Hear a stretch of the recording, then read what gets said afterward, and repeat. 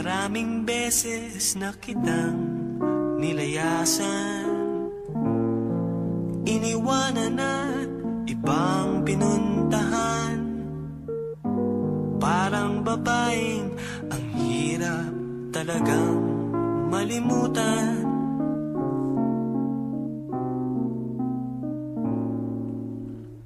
Ikaw lamang ang aking laging pinabalikan.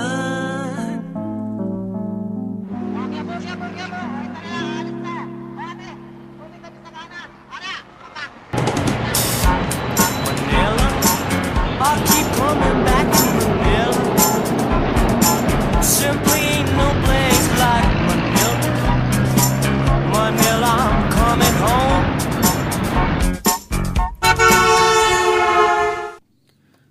Coming home ba ka mo? Pihadong gagabihin ka niyan kasi traffic! Traffic dito, traffic doon. Traffic kahit saan. Kung nandito si Vin Diesel, talagang magiging furious siya dahil hindi uubra ang kanyang fast cars dito. Kung nandito si Aaron Paul, mabibigyang kahulugan talaga ang kanyang need for speed. Welcome to Manila, kung saan traffic ang nagtatahi sa tagpi-tagping buhay ng mga ordinaryong commuter.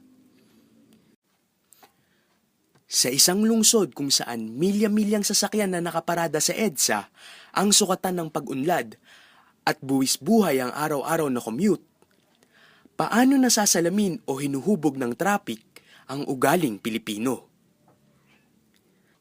Matsagain, matatag, madiskarte. Yan daw ang Pinoy.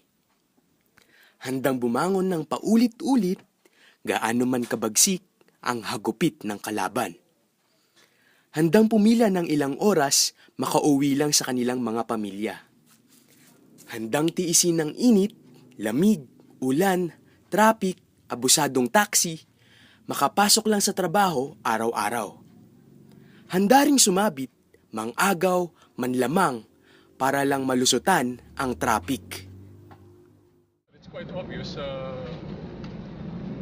traffic in Metro Manila is a bitch. Lalagay mo ba yan? Sige, lagay mo! Anyway, it's bad. It's very bad. Ilang articles na nabasa natin sa Facebook na rank tayo yata, hindi lang in Asia, but in the world. One of the worst traffic situations. Isa na siyang cancer eh. Isa na siyang cancer na kailangan na talaga natin siya bigyan ng pansin. So gaya ng isang sakit, may cure naman dito. So if not a cure, maybe we can at least make the life of our communities here, especially in Manila, to be better than our current situation. Basically, the main difference is the volume of vehicles on the road. The traffic right now is really terrible in the sense that given a normal day, especially during weekdays, the major thoroughfares are usually clogged with lots of private and public vehicles. Before, only selected or only a few roads are experience heavy traffic, but right now, even those minor roads that usually serve as secondary thoroughfare for vehicles now experiences traffic. There's probably no just one cause. We have a lot of causes. First, let's start with the Filipino culture of thinking cars are a symbol of like socio-economic success, and people want to have cars. They don't think about eco-friendliness. They think like, I want to look cool, I want to get a girlfriend, I'm going to go get a car. I think po, dapat i-blame yung government, local, LGU, LTO, DILG. Kasi wala akong nakikitang coordination sa kanila. DPWH din. Kasi wala akong nakikitang coordination sa kanilang tatlo. Kumbaga, pag ti-check mo yung Twitter sa kanila, pag may magre-reklamo, nagtuturuan sila. Pangalawa, nakikita ko rin kasi problema ay yung mga tao mismo. Like, Two things. The volume, it's volume based. Um, I think because of the economic boom that everybody now is capable of buying and purchasing their own cars. Ang isa pang interesting sa Philippines kasi, hindi madali sa mga Filipinos na mag-dispose ng vehicles. And I think around more than 50 or even I think 80% of the vehicles around the country ay mga vehicles na 10 to 15 years old. And yung pagiging innovative and maparaan ng Pilipino na dadala ngayon sa kalye in such a way na ang dami-dami ng sasakyan, tapos every year nadadagdagan pa yan ng mas malaking volume. And so ngayon yung volume base na yun is causing big problem sa traffic. Secondly, yung behavior ng mga drivers, apparently walang masyadong disiplina. Dahil na siguro sa dami ng sasakyan, saka bukod doon, makitid pa yung mga daan natin dahil maraming ginagawa, maraming binubungkal. Hindi may pagkakailang buhol-buhol at tagpi-tagpi ang ugat ng traffic na pinagdurusahan natin ngayon. Poor at short-term urban planning, sandamakmak na sasakyan, korupsyon at kawalan ng sapat na kaalaman ng mga nasa posisyon at hindi maipagkakaila, kawalan ng disiplina ng mga driver at commuter. It can be both actually, because of course we still need good road design for our vehicular circulation. But in a way, people also, in the sense that, especially if they're driving the vehicles, the concept of not giving way to others, the idea of you want to go first before others can pass through. So that thinking, that mentality, contributes to the traffic in our area. Habang sinasanay tayo ng traffic na maging matiisin at mapagpasensya, inilalabas din ito ang mga di kaaya-ayang aspeto ng pagiging madiskarte ng mga Pinoy. For negative, yung nakikita ko sobrang walang patience yung tao sa pagdating sa daan na kapag tulad niyan, may parang hindi makapaghintay na. Well, I'm gonna quote Conrado de Quiros in an article niya sa Inquirer, Officials of Inquirer, and I read this 2 years ago. Ang sabi niya, ang problema sa ating mga Pilipino, we have lost the sense of country. We have lost our sense of country. Hindi bara-bara. Kanya-kanya. Kaya ang traffic dito, anarchy yan eh. Kanya-kanya talaga eh. Bahala ako sa buhay ko. Bahala ka sa buhay ko. Mauna. Unahan.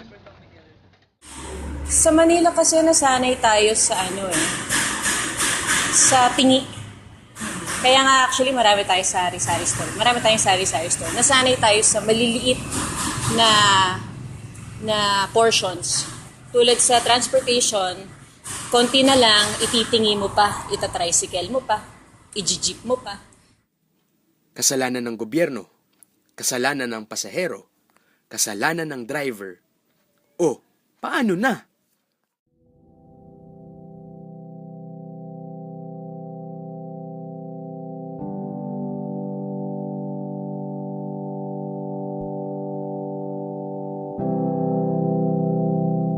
Ang issue ng traffic ay issue ng pagkakaisa at ng pagpaparaya para sa ikabubuti ng nakakarami. Bawat araw na sumasabak tayo sa daan, maaari nating piliin na maging bahagi ng isang bulok na sistema o maging bahagi ng solusyon. Yeah. Well, for us in the field of architecture and urban design, we believe that it's really important to utilize the public transportation system in our country. Right now, we only have 3 lines of metro rail system as compared to the countries in other areas such as Korea, South Korea, or in Singapore, London. Especially Japan, their public transportation system is really efficient. So I think that's what's lacking in our country right now, because we're too much, in a sense, have an automobile culture where we rely much more on private vehicles, and these private vehicles are really the main source of traffic, the high volume of vehicles. That's why if we can have an efficient public transportation system, then we don't need to have that huge number of private vehicles on the road. So it can lessen the traffic. So it's about mass transportation. Yes. So, kailangan din kasi maging tawag dito, yung mga daan ba, mas maraming bike lanes, ganun, at saka mas magkaroon ng tinatawag na road sharing para hindi matakot yung ibang mga gustong mag-bike to work din or mag-bike. We're not looking into alternative modes of transportation. So I think yon, kailangan natin silipin yon, yung mga possibilities for other kinds of transportation. Dagdagan yung mga transportation ng gobyerno, kagaya ng para yung mga railway ba. Tapos yung mga train dagdagan, kahit may sasakyan kasi yung iba pag nakita maganda yung yung pagpapatupad ng transportasyon, hindi na sila magdadala ng sasakyan. Well, if we can solve we must start first in the public transport system. Once we have that, then we can widen the sidewalks. We cannot do it right now unless we solve this problem on public transport system. Because the problem here in our country as compared to others is that really our temperature is way too hot as compared to others. So it's really not that viable to walk in long distances without efficient covering from the sun. Okay, even if you have cover, walking to the heat is really not convenient. So unless we can I'm going back to that proposed solution of having an efficient public transport system. Once we have that, the idea of having a train station 1 kilometer from wherever you are, okay, so you don't have to walk that far. So it's really okay to have wide sidewalks with that concept. Okay, so we don't need to widen roads in that sense, because we're now lessening the vehicles with an efficient public transport system. And Holland, particularly Amsterdam, parang no-brainer na talagang ang pagbibisikleta has many benefits. Beating traffic is just one of them. Ako, I've been biking for close to 5 years now. Pero bike to work, on and off. I try to see to it na at least once or twice a week nagba-bike to work ako. Simpleng-simple. Pag ako nagda-drive, I live in Quezon City and my place of work is Makati. Pag ako nagkokotse, ang biyahe, at least isa't kalahating oras. Okay? Pag bisikleta, walang isang oras. Just under. Mga 58 minutes. Kung sakaling lalagpas ng isang oras, 1 hour, 2 minutes, mga ganyan lang. Hindi ba saan ka pa? If we show na meron ng alternative transportation na hindi sa short term tayo mag-isip, mas long term, kung mas longer term tayo mag-isip, then I guess that would really ease the pain sa traffic ng Manila. Matatag ang Pinoy. Hindi sumusuko at laging nakahandang bumangon muli. Sa gitna ng araw-araw na traffic at pasakit sa buhay na dulot nito, meron tayong pagkakataong ipakita kung paano tayo hinuhubog nito na mas maging mabuting Pilipino. Hanggang naniniwala kung talagang gusto, the leaders, local leaders, provincial, regional leaders, siguro simulan na lang natin sa Metro Manila. Kung talagang gusto mangyayari. At ang kultura naman tayo naman ang may gawa niyan eh. Hindi ba? Yeah.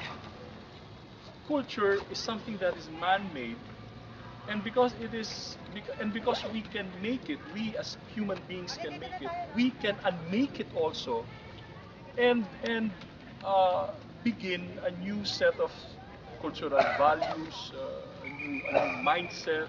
We can set new paradigms. Of course, malakihan yun, pinag-uusapan lang natin yung pagbibisikleta. Pero, I think yun.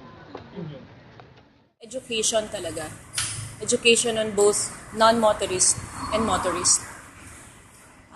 Kailangan maintindihan kasi ng isang motorist na they only own a car, not the road. Diba? So, they have to also respect those people who need to use that road. So, dahil feeling nila, sila yung hari, sila yung mas mabilis, sila yung mas nasa malaking kaha, they already own the road. So, ayun, education lang na just like any resources in this planet, it needs to be shared. And ginawa yung daan na yan para sa tao at hindi lang motorista ang tao. Take me back in your arms, Manila. Promise me you'll never let go. Promise me you'll never let go. Manila, Manila, miss you like hell, Manila. No place in the world